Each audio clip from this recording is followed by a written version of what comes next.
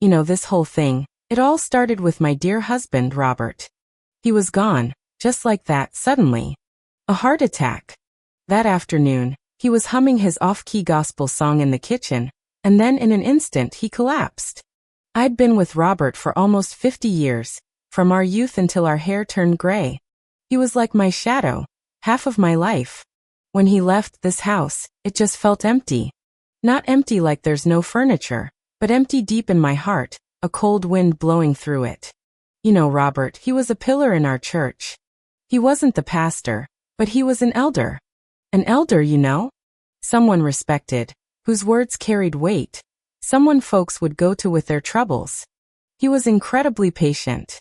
If anyone had a little squabble or something weighing on their mind, they'd talk to him. And he'd always share some wisdom from the Bible, mixed with his own life experience, and suddenly, things would feel clear again. So, on the day of the funeral, so many people came. The church was packed, even the aisles were full. Everyone was crying their eyes out, like they'd lost a family member. I cried too, but at that point, crying wasn't enough to describe how I felt. I felt like I was falling apart, like a wall had suddenly crumbled and crushed me, leaving me gasping for air. When Robert left, my world fell apart. Before, every morning he'd make me coffee, and I'd know he was awake by the smell of it. In the evenings, he'd sit in his rocking chair in the living room, reading the newspaper with his bifocals on, his well-worn Bible beside him. Now the coffee maker was cold, the rocking chair was empty, and that Bible was still sitting neatly on his nightstand, but I couldn't bring myself to touch it. The house was quiet, so quiet I could only hear my own heartbeat, and the memories, washing over me like a tide, wave after wave. I prayed to God, kneeling by my bed, tears streaming down my face, begging him for strength, begging him to tell me how I was supposed to live the rest of my days. Just when I felt like I was drowning in grief, David appeared. Who's David? He's Robert's son from his first marriage. To be honest, I didn't have much to do with David. After Robert divorced his first wife, David went with his mother to another state. When I married Robert, David was already a young man, and later I heard he became a pastor there. We'd call each other every Christmas, and sometimes he'd send a card, but that was it. I never expected to see him at Robert's funeral. He was wearing a well-tailored black suit, his hair neatly combed, looking quite sharp. His wife, Sharon, was a slender woman, with a perfectly polite smile always on her face. As soon as they walked in, they came straight to me. David hugged me tightly, his voice low and a little hoarse, saying, "Aunt Martha, please accept our condolences. Dad is in a better place now, resting in the arms of the Lord." His voice had an indescribable warmth, a gentleness that seemed to reach deep into your heart. At the funeral, David was truly impeccable. He stood at the pulpit, taking the place of our church's regular pastor, and delivered the eulogy. Oh, his eloquence! He was a born preacher. He didn't just cry like everyone else. He spoke of Robert's goodness, how he loved the Lord, how he loved the church, how he loved his family. He spoke so sincerely, so emotionally, that many people who had been sobbing uncontrollably gradually calmed down as they listened to his words, some even showing hopeful smiles. He quoted the Bible effortlessly, always finding the most fitting verses, making you feel like he was truly blessed by God. At that time, I actually felt a sense of relief. With Robert gone, many in the church were saying the elder's position was open, wondering who would fill it. Our regular pastor was also getting old, and wasn't in the best health. After David appeared at the funeral, he shone so brightly. Everyone was whispering, saying, "Look, Robert's son, he truly lives up to the elder's reputation, just as godly." Before long, the church council met, and without much discussion, they decided to make David a temporary pastor to oversee the church's daily affairs. After all, during such a difficult time, everyone needed a spiritual pillar, someone to lead us out of our grief. David was like a light, suddenly shining into our sorrowful church. David and Sharon didn't rush to leave after the funeral. They said they were worried about me and wanted to stay longer to help me through this difficult time. I was really touched by that. Imagine me all alone, my husband just gone, feeling so lonely, and having someone care for me. It truly made a difference. They started coming to my house frequently. At first, they would just sit and chat with me, telling me about their experiences as pastors in another state, and sharing heartwarming stories from their church. Sharon would help me tidy the house and make me some food. She made a wonderful apple pie, just as delicious as Robert's. And David, he would always hold my hand or gently pat my shoulder, saying, "Aunt Martha, the Lord is with you, He will give you strength." Or, "Dad is watching you from heaven. He must be so happy to see you so strong." These words were like sweet dew, watering my parched heart. Slowly, their conversations started to change. It wasn't just pure comfort anymore. They began subtly guiding me. One day, David was sitting on my living room sofa, Robert's usual spot. He held a photo frame with a picture of Robert when he was young. He looked at the photo side and said, "Aunt Martha, do you know? My father always had a very big wish in his life." I looked up at him and asked, "What wish, David?" His eyes grew deep as he looked at me, his voice slow, as if recalling something sacred. He often said that the church was his second home, and he dedicated his whole life to it. His biggest dream was to build a new sanctuary for the church. He said the current one was too small, and many new members couldn't fit, with people standing outside every Sunday service. Sharon, at his side, chimed in at the right moment. "Yes, Aunt Martha, when we used to chat, Dad often mentioned this too. He said that if he had enough wealth, he would dedicate it all to the Lord, to expand God's house." I was a bit confused. Robert certainly loved the church and often said it needed expansion, but to donate our house and all our insurance money to build a sanctuary? I had truly never heard him mention that. Robert was always very organized with money. He wasn't the type to donate all our assets and leave us with nothing. He was a practical man. He would donate, but always after ensuring our family's financial security. David saw my hesitation. He didn't pressure me directly but changed his approach. Every time he came, he would tell stories about dedication, about devout believers who gave everything to the Lord and received greater blessings in return. He would say, "Aunt Martha, besides the church, Dad loved you most in his life. He surely hopes you can carry on his legacy and complete his unfinished work. This isn't just a donation. It's an act of loyalty to God, a continuation of Dad's love." They truly worked together seamlessly. Sharon would echo, "Yes, Aunt Martha, look at you living alone in such a big house. It's so empty. If you donate the house to the church and convert it into a church activity center or a pastor's residence, the house would come alive, hearing prayers and hymns every day. What a great glory that would be." Then, David would present his Elder Robert Legacy Fund proposal. He told me this fund was specifically established in memory of Robert, and all donations would be used to build the new sanctuary. He painted a rosy picture of the project, saying it wasn't just a building but a symbol of faith, a community center, and God's will. He even showed me what looked like architectural blueprints, with a magnificent church drawn on them, and Elder Robert's name beside it. He said this was divine revelation, Robert's last wish, and that God was telling me through him that Robert was watching me from heaven, hoping I would fulfill this. I almost believed him. Think about it, I'm an elderly woman, my husband just passed away, and my heart was at its most vulnerable. What they said sounded so reasonable, so aligned with biblical teachings, and so comforting to my grieving heart. If this truly was Robert's wish, then I would sell everything I had to fulfill it for him. During that time, I would lie in bed at night, genuinely wondering if donating the house and using all the insurance money would bring Robert peace in heaven, if it would bring greater blessings from God. I even started to imagine the new church built with Robert's name inscribed on it. How glorious that would be. But there was always a tiny thorn, pricking my heart, making me feel subtly uneasy. Robert, he was such a meticulous man, especially when it came to money.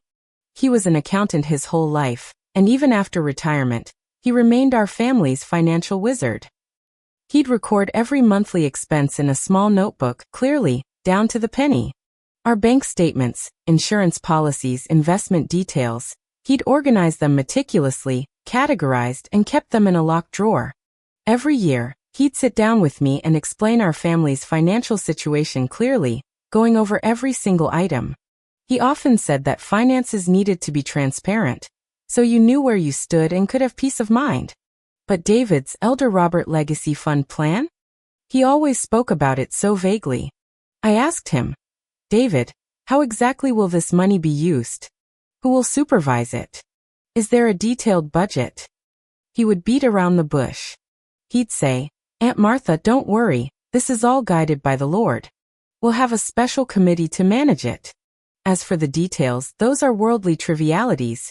You don't need to bother with them, just trust that it's God's will. Or he'd say, this is a significant amount of money. We'll have a professional team to manage it, ensuring every penny is used effectively. You just need to know it will be used to glorify God's name. He always skirted the main issue, never giving me a clear number or a detailed expenditure plan. I remember one time, I asked him, so this money, like my life insurance payout, will it go directly into the church account? Or will it go through somewhere else? David's eyes flickered for a moment, then he immediately smiled and said, Aunt Martha, you're so thoughtful. Of course, it will go directly into the fund account, managed by the fund committee. However, in practice, there might be some minor procedural details, but please believe that everything is for God's house. He talked for a long time, but still didn't give a clear explanation. Every time I asked for specific details, David would cleverly shift the conversation to faith, to the importance of dedication, to Robert's love for the church. He'd say, Aunt Martha, just imagine, if Dad knew you were still bothered by these worldly numbers, how sad he would be. This is for God's glory. He made me feel like asking for details was being disrespectful to God, or doubting Robert. I grew even more suspicious. If Robert truly wanted to donate all our assets to the church for a new sanctuary, he would have discussed it with me, and he would have written down all the plans clearly, in black and white, not vaguely like this, leaving me guessing. He would have told me how the money would be spent, who would be responsible, and whether we needed a lawyer to draft a donation agreement, instead of just showing me a few pretty renderings. This feeling was like drinking a sweet juice, but always sensing something off about it, making it unpleasant to drink. I started having insomnia. Lying in bed at night, David's words replayed in my mind, and then I'd remember Robert's teachings about transparency. I felt something was wrong, but I couldn't pinpoint exactly what. After all, David was Robert's son and a pastor. How could he possibly be deceiving me? And everything he said seemed to align with biblical teachings. Was I not devout enough, not trusting enough in God? I started to struggle internally. On one side was my faith and my love for my late husband, and on the other, my vague, unsettling intuition. This feeling truly left me restless. After my talk with David and Sharon, and after I saw them off, my heart felt like a lead weight. I lay in bed, tossing and turning, unable to sleep. Robert's words echoed in my ears. Martha, money is like water in a pool. You need to know where it comes from and where it goes. Don't be confused, or sooner or later, something will go wrong. He used to say that often. He was an accountant, dealt with numbers his whole life, and he valued transparency above all else. But David's plan? It was a complete mess, utterly opaque. You know, a pastor, Robert's own son. Could he really be lying to me? I kept arguing with myself. He was a servant of God, always talking about the Lord, about dedication. And he spoke of Robert's wish so genuinely, so movingly. Every time he mentioned Robert wanting to build a new church, my eyes would well up, feeling it was Robert's call from heaven. But then I'd think of his evasive attitude, and that thorn in my heart would prick me again. For those few days, I couldn't eat or sleep. I felt utterly drained. I didn't dare voice my doubts to anyone, fearing they'd say I was questioning God, questioning the pastor. That would be blasphemous. Besides, I'm an old woman, my husband just passed away. People would think I was out of my mind, maybe even say I was going senile. These thoughts stifled me. Finally, one day, I just couldn't hold it in anymore. I had to talk to someone sensible, to hear my thoughts. I thought of Eleanor. Eleanor is my dearest friend. We've known each other for decades. She used to be the financial director at our church, but she retired due to health reasons. But she's incredibly sharp, with an uncanny knack for numbers, And she's as honest as they come, wouldn't tolerate any nonsense. Even after retiring, she often helped elderly people in the community who didn't understand finances, looking over their bills and handling estates. We were practically family too. Her son and my daughter were classmates and always got along well. I called her, not saying much, just that I wanted to meet for coffee and talk about Robert. Eleanor, hearing the unusual tone in my voice, immediately agreed. The next day, we met at our usual local coffee shop, right next to the church. I ordered a mocha. She, as always, had black coffee. I stared at the unmixed white foam in my coffee cup, unsure how to begin. Eleanor saw my distress and gently patted my hand. "Martha, what's wrong? You look terrible. Have David and Sharon been causing you trouble?" As soon as she said that, the floodgates opened. I told her everything, piece by piece. How David came to my house, how he spoke of Robert's last wish, how he pushed that legacy fund. The more I spoke, the more agitated I became, my voice trembling slightly as I poured out all my confusion, my doubts, and that vague sense of guilt. Finally I said, "Eleanor, do you think I'm being overly cautious? He's Robert's son after all, and a pastor. Is it wrong for me to doubt him?" Eleanor listened, her eyebrows furrowed deeply. She didn't rush to speak, just picked up her coffee and slowly took a sip. Then she put down the cup, looked at me intently and said, "Martha, you're not being overly cautious at all. This is normal caution. Listen to me. God's will usually isn't so vague that it requires you to hand over all your assets. True faith brings peace of mind. It doesn't make you empty your life savings and still feel panicked." Her words were like a bolt of lightning, cutting through the fog in my mind. She was right. Robert had never made me worry about money. He always managed our family's finances meticulously, giving us peace of mind. That was love. That was true responsibility. David's way, all big talk and no practical details, really left me uneasy. Eleanor continued, "Martha, David is a smooth talker, very persuasive. I've heard things about him before.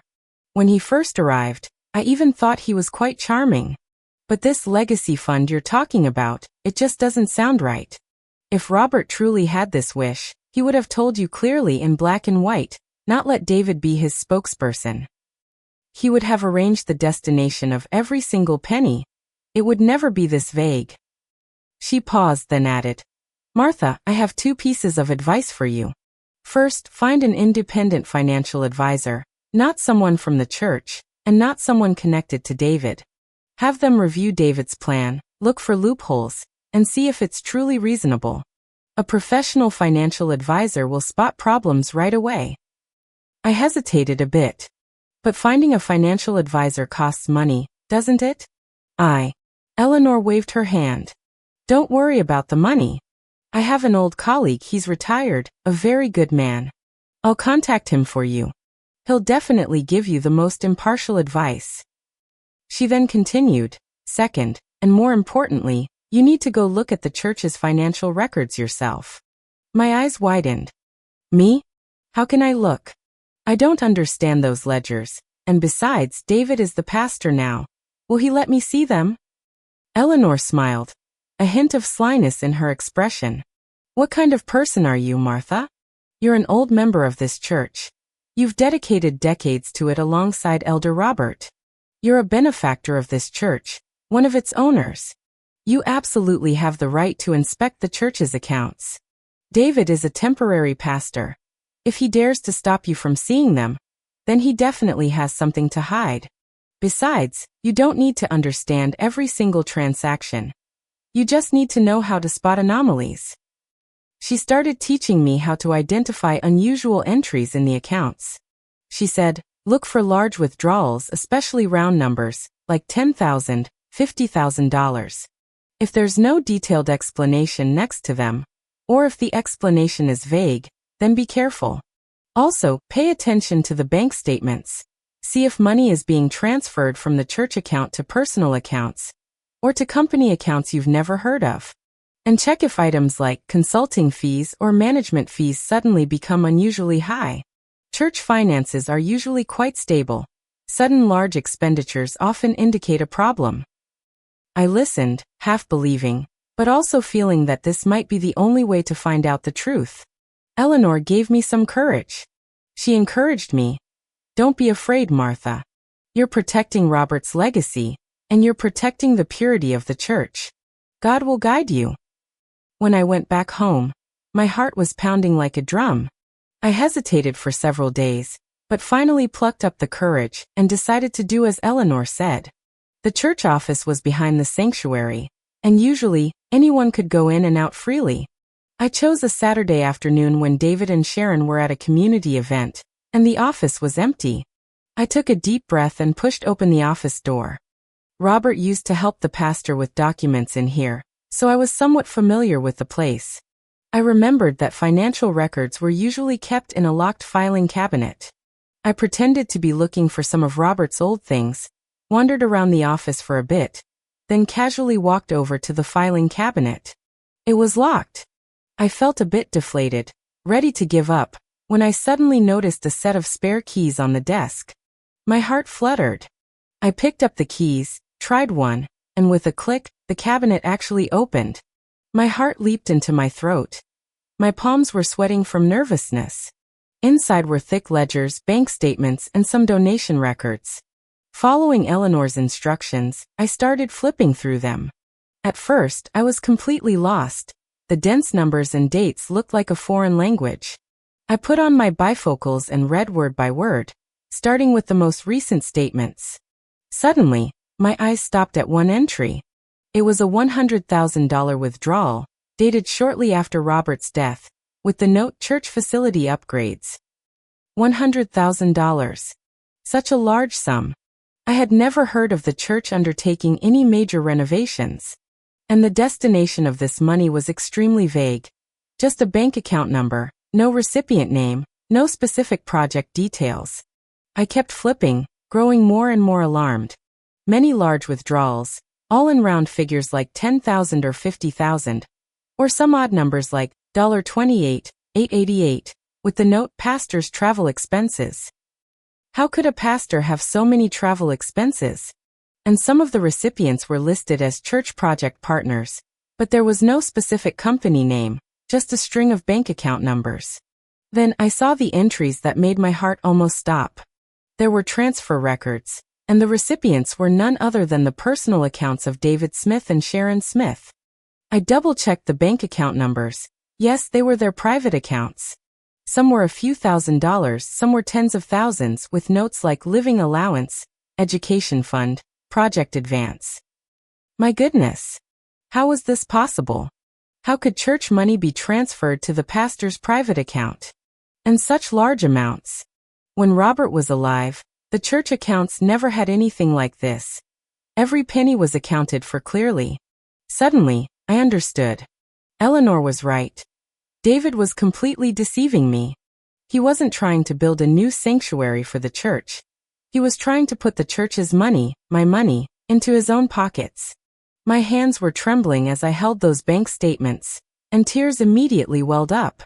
Not tears of sadness, but of rage, the kind of fury you feel when betrayed by someone you trusted most. He wore a pastor's robe, spoke of God's will, but he was doing the devil's work.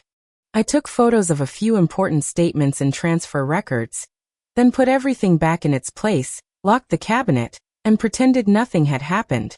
As I walked out of the office, my legs felt weak, but inside, a fierce fire had ignited. I couldn't let this go. The next day, I didn't confront David directly.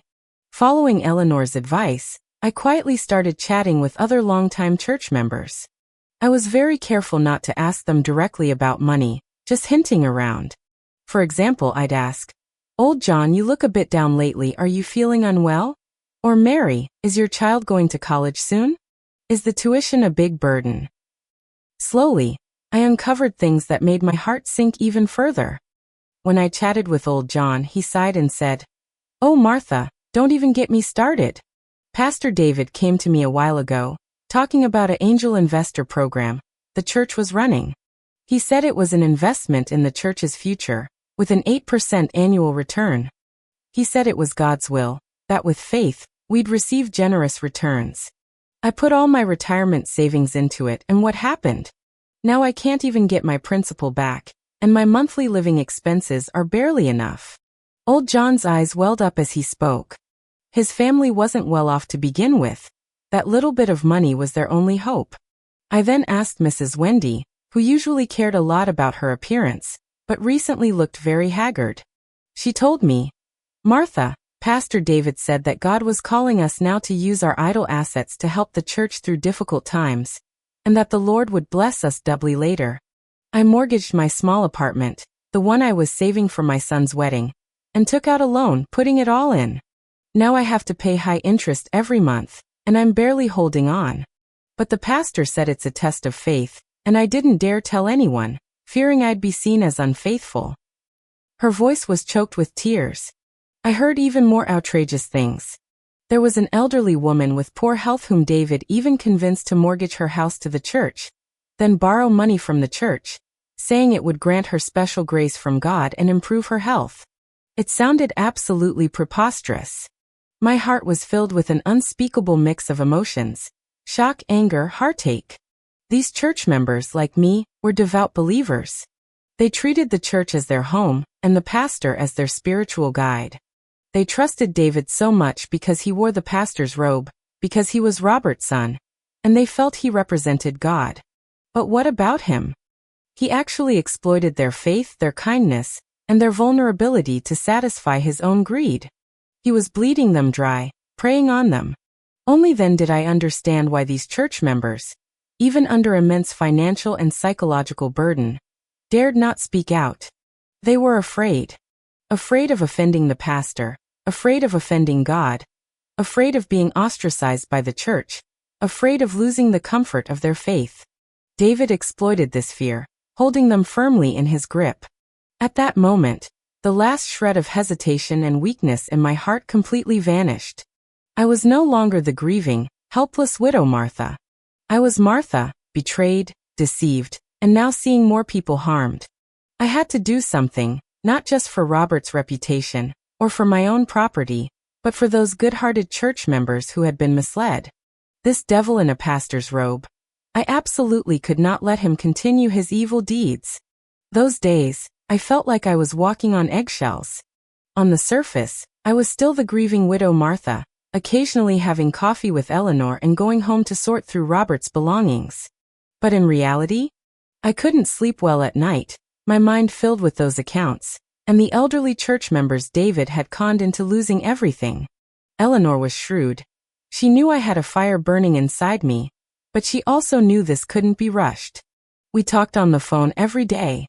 She taught me how to organize the evidence I'd photographed, which ones were most powerful, which ones to present first.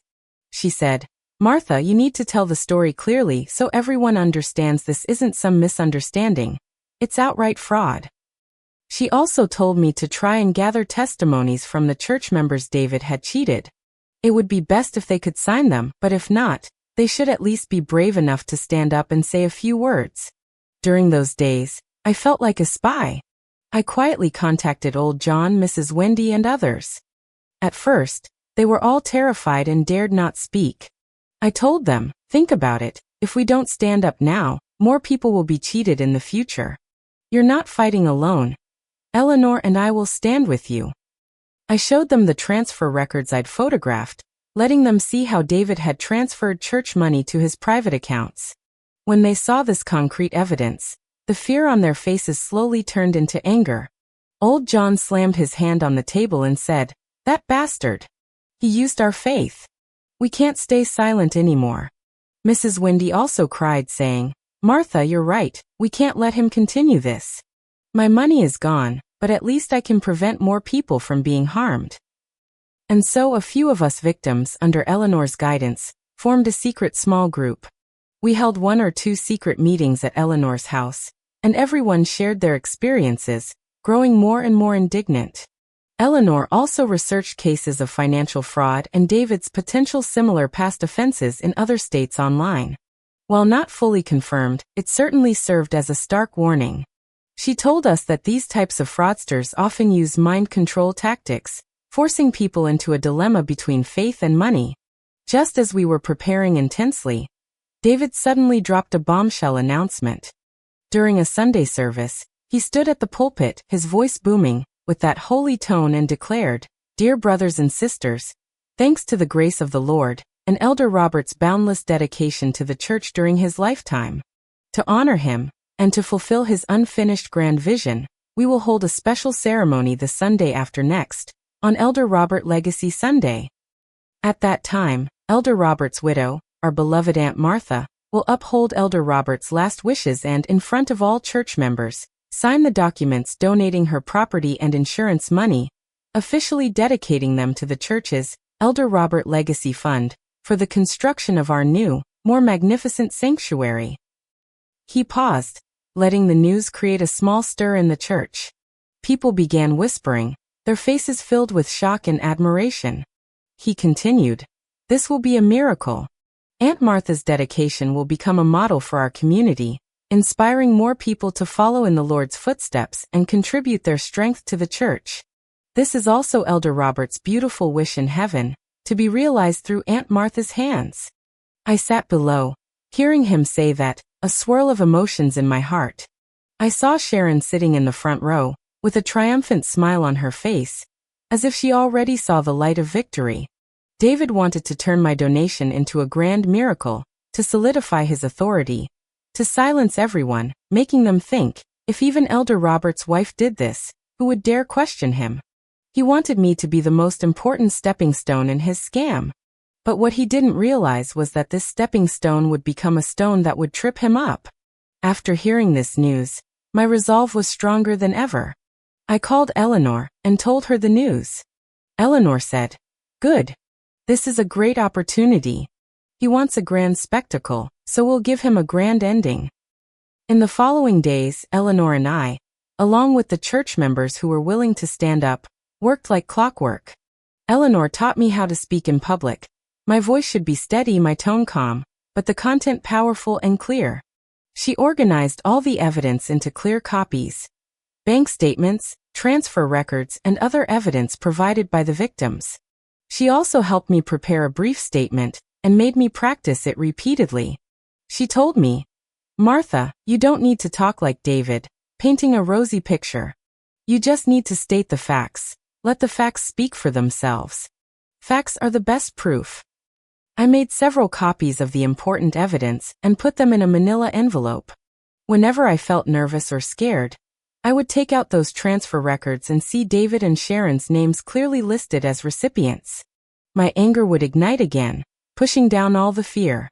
On Elder Robert Legacy Sunday, the weather was beautiful, sunlight streaming through the church's stained glass windows, casting colorful patterns on the floor. The church was packed. Even people who didn't usually come to church were there today. Everyone wanted to see this miracle, to see how Aunt Martha would donate all her family assets to the church. David wore a brand new pastor's robe, standing at the altar, looking invigorated, with a confident smile on his face. Sharon sat in the first row, constantly glancing my way, her eyes full of anticipation and a hint of subtle disdain. The service began. David first led everyone in a few hymns, his voice strong and captivating. Then he offered a prayer, repeatedly mentioning dedication, sacrifice, and God's will in his words. These words were like hammers, striking everyone's hearts. Next he began his sermon, the theme naturally being Elder Robert's great spirit of dedication, and Aunt Martha's upcoming deeply moving donation. He described my actions as the highest tribute to Elder Robert's last wishes, a selfless dedication to God, even saying it was revealed to me by God himself. I sat in the third row, with Eleanor right beside me. She gently patted my hand, encouraging me. I felt countless eyes on me, whispers constantly in the air. I knew everyone was waiting for that moment, for me to go up on stage and sign that donation document. After the sermon, David's voice became even more solemn and impassioned. "Now, let us welcome the most sacred moment of today. Let us invite Elder Robert's dearest wife, Aunt Martha, to come forward.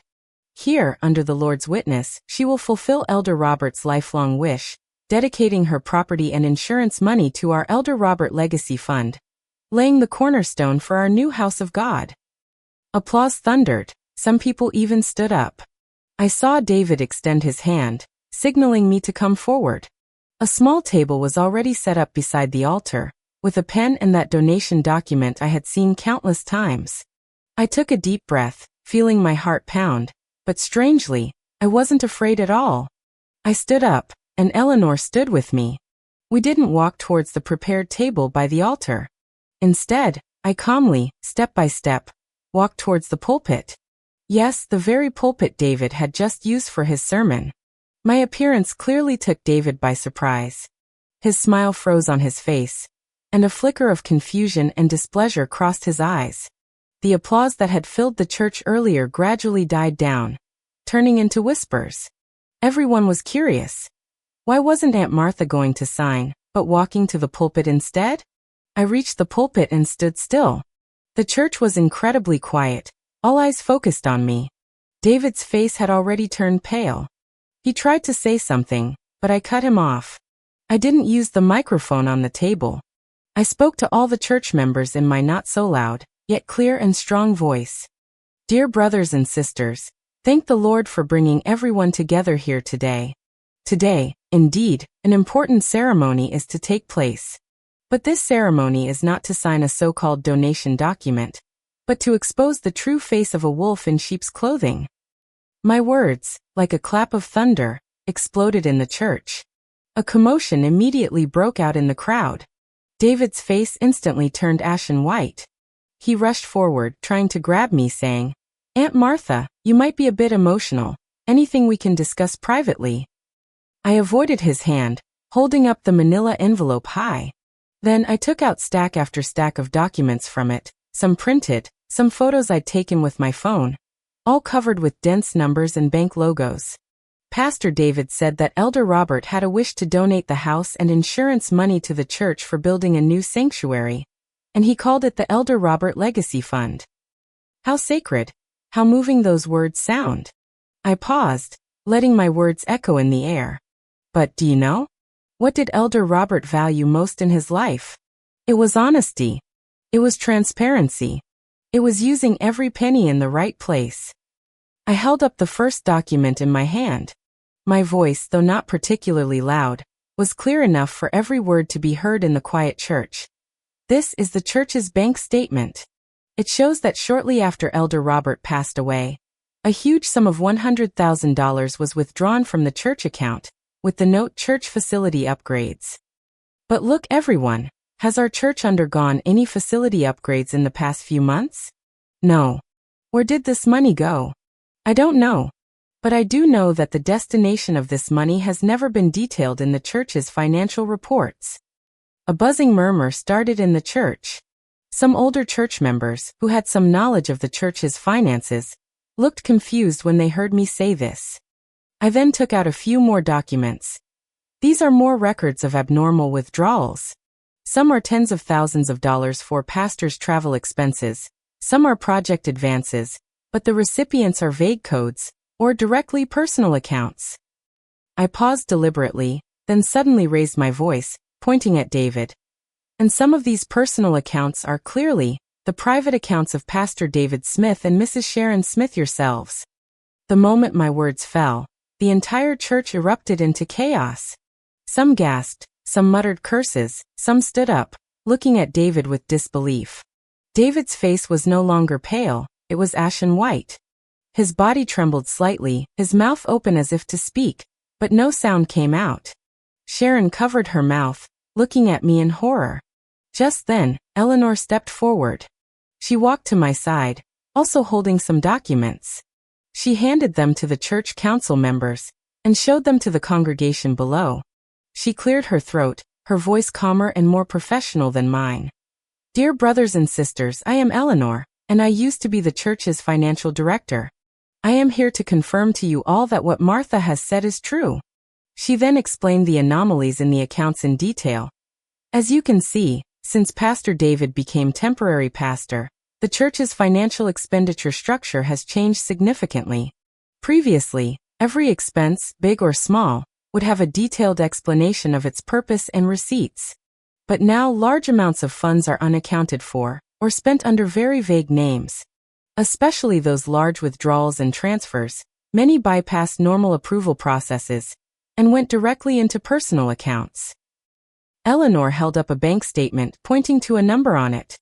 For example, this one, $35,000 listed as Mrs. Sharon's education fund. Our church rules have never established any pastor's family education fund. This money was transferred directly into Mrs. Sharon Smith's private bank account. Every one of her sentences was like a sharp knife, precisely piercing David's carefully woven lies. The murmuring in the church grew louder, and anger began to spread through the crowd. Those who had been swayed by David's pastor aura were now completely awakened.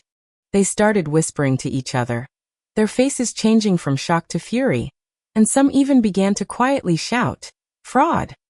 Just as Eleanor finished speaking, an old man with white hair, old John, whom I had spoken with earlier, shakily stood up. He was usually a very introverted person, normally not even daring to speak loudly. But at this moment his eyes sparkled with anger. He pointed at David, his voice trembling but clearly audible. "Pastor David, you call us God's people. You said it was God's will.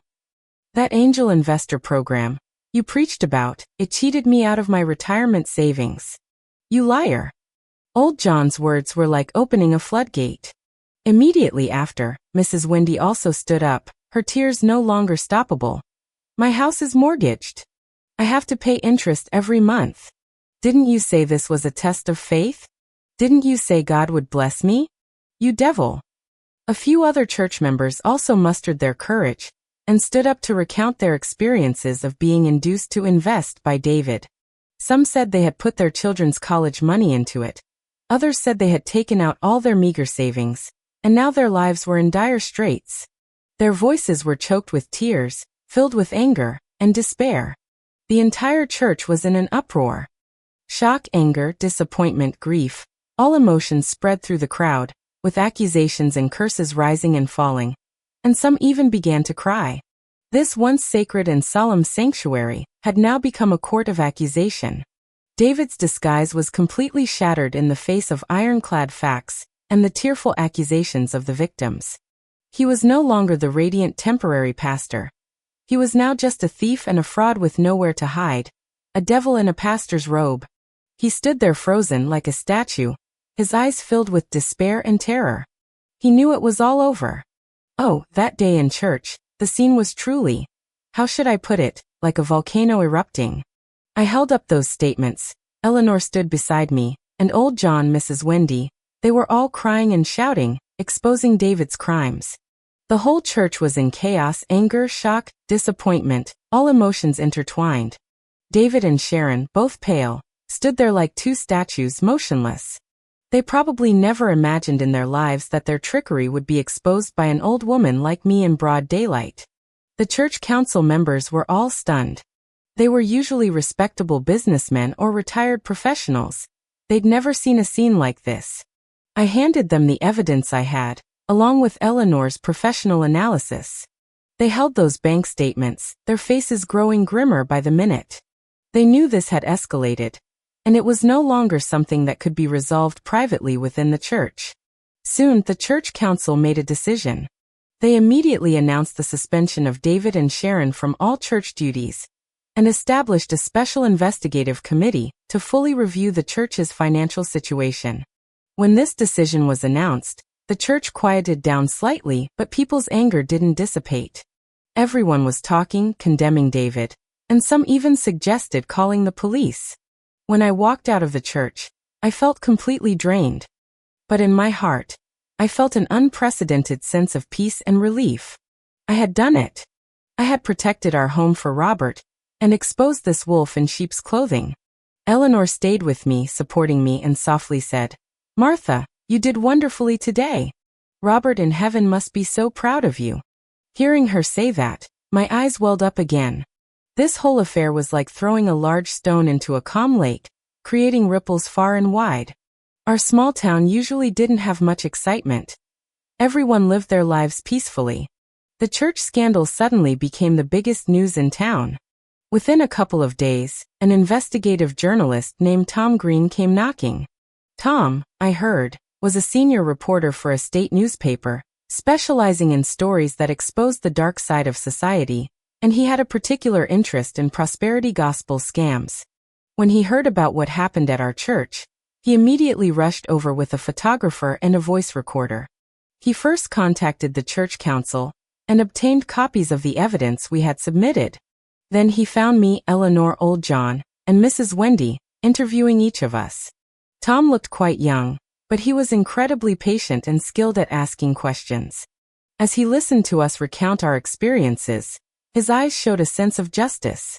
He said, "People like David using faith to amass wealth, it's blasphemy against God. Such people must be brought to justice." Tom didn't just interview us. He also delved into David's past. He called the state where David used to be a pastor, contacting local churches and some church members there. And what he found? It truly confirmed Eleanor's suspicions. David had similar fraud convictions in other states.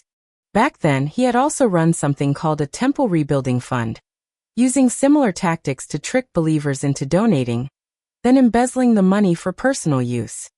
It was just that he hadn't carried out such large-scale schemes there, and some victims, out of fear of losing face or retaliation from the church, didn't come forward to accuse him, which allowed him to get away with it for so long. This Tom Green was truly a formidable character. He dug up all of David's past misdeeds from various places and organized them clearly. A few days later, Tom's report made the front page of the state newspaper. The bold headline read, "Devil in a Pastor's Robe, Exposing the Fraud Scandal of David Smith, Son of a Church Elder." It detailed how David used Elder Robert's name to deceive me, a widow, and how he scammed church members out of their hard-earned money through so-called angel investments and education funds. It also exposed all of David's past offenses in other states. The newspaper even included a photo of David in the church. His usual holy facade now looked truly hateful and hypocritical. When this report came out, it was like a bomb, quickly sweeping through the entire community and even spreading to other states. Our small town's residents, who had previously firmly believed in David's glorious image, now realized they had been so terribly deceived. Anger reached its peak. People called the newspaper to provide more leads on David's crimes. Others spontaneously organized protests outside the church, demanding severe punishment for David. With overwhelming evidence, the police quickly intervened. The bank statements and transfer records provided by me and Eleanor, combined with Tom Green's in-depth investigation results, and the testimonies of the victimized church members, directly led to the police filing criminal charges of fraud and embezzlement against David and Sharon. I didn't go to the scene when David and Sharon were arrested, but I saw their photos in the news. They no longer had that arrogant, superior look they once had. David had his head bowed, and Sharon covered her face with her hands, her hair disheveled, looking utterly disheveled. Their so-called divine light had completely vanished, leaving only ugliness and baseness. The court proceedings lasted for some time, and many church members, including myself, testified as witnesses. Each testimony was like tearing open an old wound, reliving those painful experiences. However, we all persevered, because we knew it was for justice, to ensure this devil received his due punishment. Finally, the court delivered its verdict. David Smith and Sharon Smith were convicted of fraud and embezzlement of a substantial amount of money. They faced severe imprisonment and hefty fines. I don't quite remember the exact years or amounts, but in short, their reputations were shattered, and they paid a heavy price for their greed. I heard they are in prison now. I don't know if they still talk about the Lord all the time. I just hope they can truly repent, instead of continuing to delude themselves. My home was saved, and Robert's life insurance money was secure. I didn't touch that money, nor did I donate it as David had suggested. I put it aside, and then after discussing it with Eleanor, I established a genuine Elder Robert Legacy Fund. This fund is not for building some false temple, but for the things Robert truly cared about during his life. Helping the elderly in our community who are in need, sponsoring children in the church who require assistance, and supporting genuine charitable causes. The accounts of this fund are clear, every single transaction, and they are disclosed to all church members annually. This is Robert's true legacy, a transparent, honest, and loving fund. Although the church went through a major upheaval, This upheaval also allowed it to be purified. Those who had been misled woke up, and those with ulterior motives were removed. The new pastor and council members learned their lesson, re-emphasizing transparency and integrity within the church. Now the church is no longer a tool for a few to seek personal gain, but has truly returned to its original purpose of faith and service. As for Eleanor and me, we became the heroes of the community. Many people came to thank us for exposing the truth and saving their hard-earned money. I also slowly emerged from the grief of Robert's passing. I know that even though Robert is gone, the honesty and courage he taught me will always remain in my heart. Now I still go to church every day for service. Sitting on the pew, watching the sunlight stream through the stained glass windows, my heart is filled with peace and hope. I know my Robert, he must be watching me from heaven, watching our church, which has regained its faith and dignity, smiling. And I, a widow once plagued by sorrow and weakness, have finally lived the way Robert hoped I would. A strong, honest, fearless Martha.